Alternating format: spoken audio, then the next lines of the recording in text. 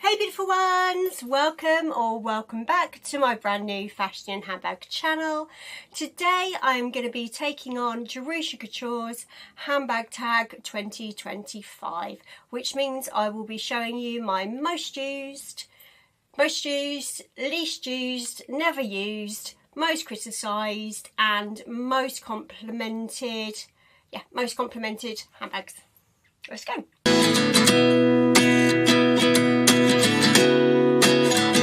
Please forgive the lighting.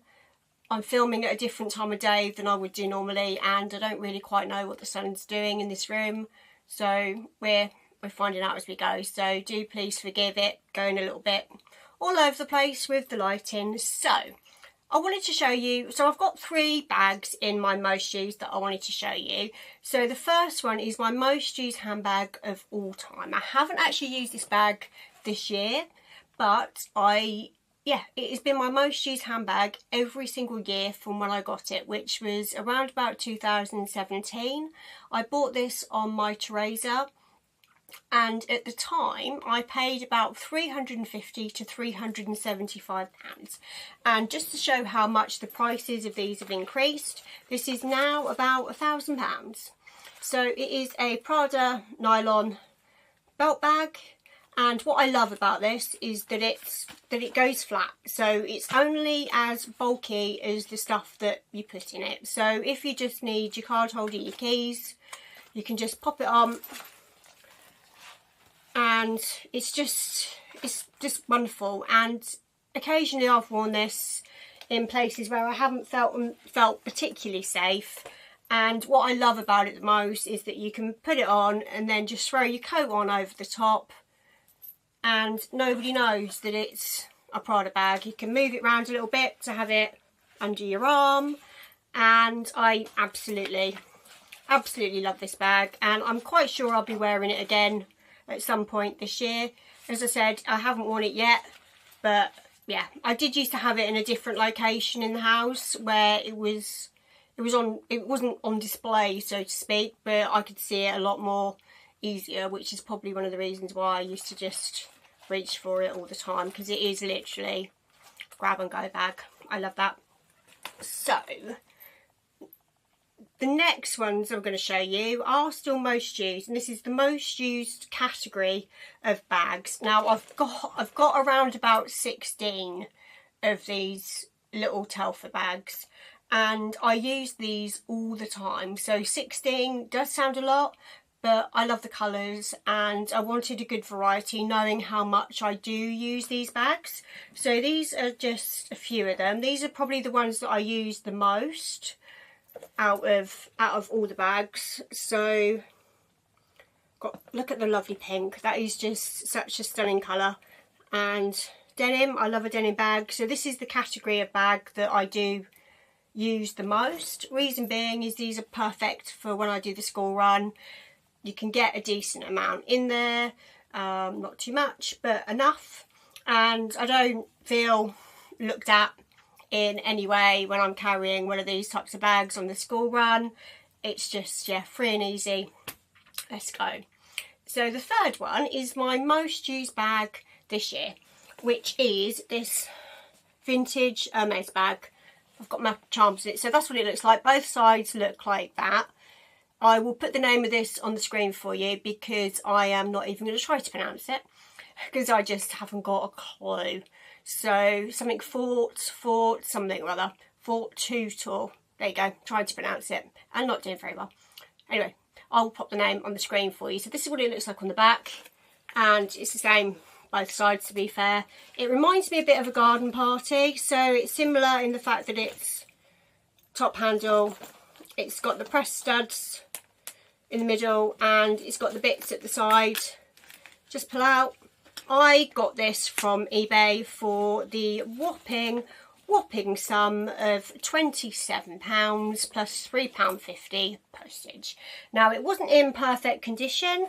It said it was vintage, but I don't know what year these bags came out. If you know, please let me know, because I'm really interested to know when these bags were made and produced. It did have some, I think this is quite common actually, because most of the pre-loved ones that I've seen online have the same. So it did have a little bit of, if you can see that, a little bit of scuffing around all 4 of the bottom corners, but it was like a little bit of browny colour which was coming through, which I'm guessing is the stuff inside to hold its structure. But I just got a bit of yeah, the Sharpie pen out, the black Sharpie pen, gave it a little touch up. Probably wouldn't recommend it for all types of bags, but with this one it worked a treat. So it covered it up, you couldn't see the brown bit, and yeah, I don't think it's wholly noticeable anymore unless you look at it really closely, but who's going to do that? So I love this bag. I've literally, I think I've used this more than once a week since I bought this, and I bought this about March time, I want to say, around about March time, and I love it. Absolutely love it. If you are new here, I'm Michelle. It's an absolute pleasure to have you here. I love fashion and handbags, especially handbags, and I love talking about all things handbags. I'm trying to grow my channel to my first 1,000 subscribers, so if you're into fashion and handbags too, please do consider subscribing. It would really mean a lot to me. Lease dues. Now, this is a bit of a weird one for me, because when I was thinking about these bags that I was going to show you, I realised that my bags fit in 3 categories. Let me know if this is the same for you, or if I'm just a bit of a random being and should know better. But what I've come to realise when I was looking through this is that my bags fall into 3 categories: either never used, used once because it was never used and I felt guilty so I used it once, or used all the time. So coming up with my least used, I can't, because I've got loads of bags which have never been used, loads of bags which have been used once, and then everything else, use it loads. So I can't show you a least used bag. So what I'm going to do is show you 2 never used bags. Right, and I know why they're never used. So the first one is this Chanel bag. A classic, absolute classic. Love this bag. I don't regret buying it. As you can see, never used. It's still got the tag on it, and the story behind this one is that I wanted a Chanel bag. This is a classic single flap Chanel bag, and I believe these are from the 1980s. I bought this pre-loved, obviously. I bought this pre-loved. It has got some wear and tear on it, as you could expect. It's lambskin, so a bit of scraping on the back. Some of the hardware isn't perfect. You can see a little bit of silvery colour coming through, but to be honest, I think that sort of adds to its charm, and it doesn't put me off at all, to be honest. But the reason why I haven't used this bag, and I thought about this at the time before I bought it, I'm not a gold hardware girly. If you've seen any of my other videos, I don't do gold hardware, and I'm not over keen on in your face logos either. Not that this is necessarily in your face, but it is very recognisable, and I think for those reasons I've just not used it. I have got 4 Chanel bags in total. 3 of my 4 Chanel bags have never left the house. The one that has left the house is silver hardware. I bought that last year actually, so I bought that after I bought this one. I've had this one about 4 years, and seeing the error of my ways, last year I bought a Chanel reissue, which I love. It's got silver hardware, and because it's a reissue, the little Chanel stamping, well, the little Chanel turn lock bit isn't quite so obvious, and yeah, I've used it. I have only used it once, but that is more because I haven't really been anywhere to use it. Well, I have, but I haven't been on the right occasion to use it, if that makes sense. So it's not as though I'm not using it for any other reason. It is literally, if another time comes up when I think it's appropriate to take that out, then I will.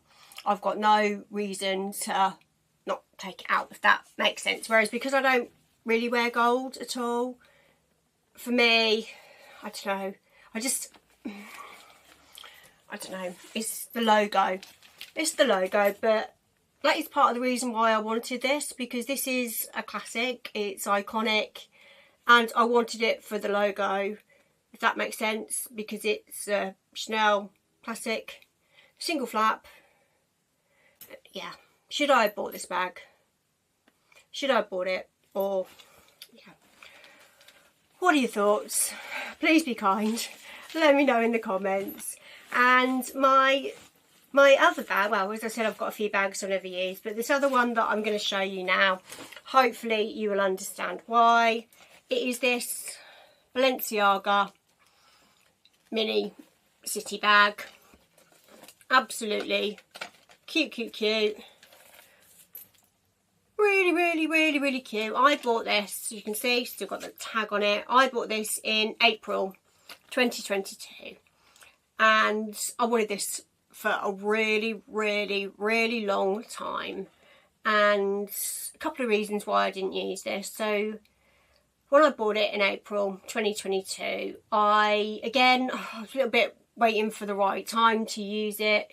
It was a bit, we hadn't long been out of COVID, and yeah, I was sort of waiting for the right time to use it. Also worried that the mirror might get broken, and anyway. Then not long afterwards, so I bought this in April, hadn't used it, and I thought, you know what, I'm going to start using it, because this is another bag that I did genuinely buy to use. I didn't buy it to go in the cupboard. And yeah, then in the Christmas time of 2022, that's when the Balenciaga scandal hit, and there was no way I was wearing this out then, which is why it has just been in the cupboard languishing. That said, I do have my other city bag, which is this one, but this is a vintage Nicolas Ghesquière one. No idea what year that's from, but I know that that is quite old, and I've been wearing that quite a bit this year, so I don't have an issue wearing that, but I do have, yeah. Though people probably won't know the difference anyway. It's, I don't know. Yeah, what do you think? I do have quite a few other bags, as I said, that I've never used. Some I've bought thinking I'm going to wear them all the time and just haven't. I've got a lot of Moschino bags, but I bought those with the intention for those to never be used. To me, they're collectible. They bring me joy. I have them around the house and I just love looking at them. I've got zero intention of ever using those bags. So I'm sure I'll show you them at some point, to sort of drop them in here and there. But I absolutely love those bags. They are like pieces of art. They bring me joy. They're collectibles. So I've got zero intention of them ever being used. So yeah, what are your thoughts?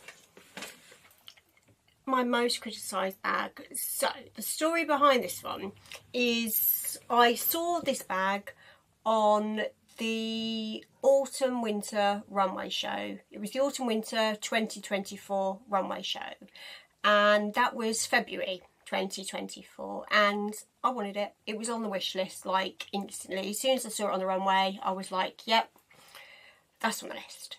So time passed, I waited, it came out for autumn and winter 2024. I didn't want to pay full price for it because I knew that these bags usually go in the sale at half price. So I waited for the sale, which was around about Christmas time. Happy days, got 50% off. So super excited. I've waited pretty much a year for this bag, at least 10 months anyway.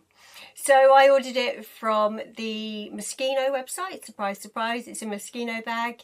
And for some reason they didn't send me the tracking number. I don't know whether I set something up wrong on the website or what, I don't know. But it arrived and I wasn't expecting it. So I wasn't actually home when it arrived. So the postman dropped it off at like a little convenience store a few miles down the road. But it happened that it was on my way to my office that I was working at the time. So my son and I picked it up on my way into work that morning. I took it into the office. I was so excited. You know what I'm like. I was so excited. I wanted to open it. So considering I hadn't actually seen it in real life, I'd waited a good 10 months for this bag and I really, really wanted it.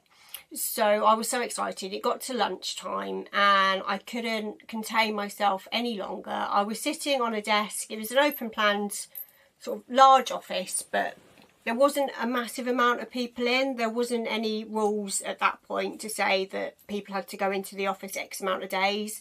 So it was still fairly empty anyway. So I had a little corner seat right over. So I thought, you know what, I'm on my lunch break. I'll open this bag quite discreetly. No one's going to see it. But, you know, I really, really, really wanted to see it. I couldn't contain myself anymore. So I opened it. Happy days. Happy with it.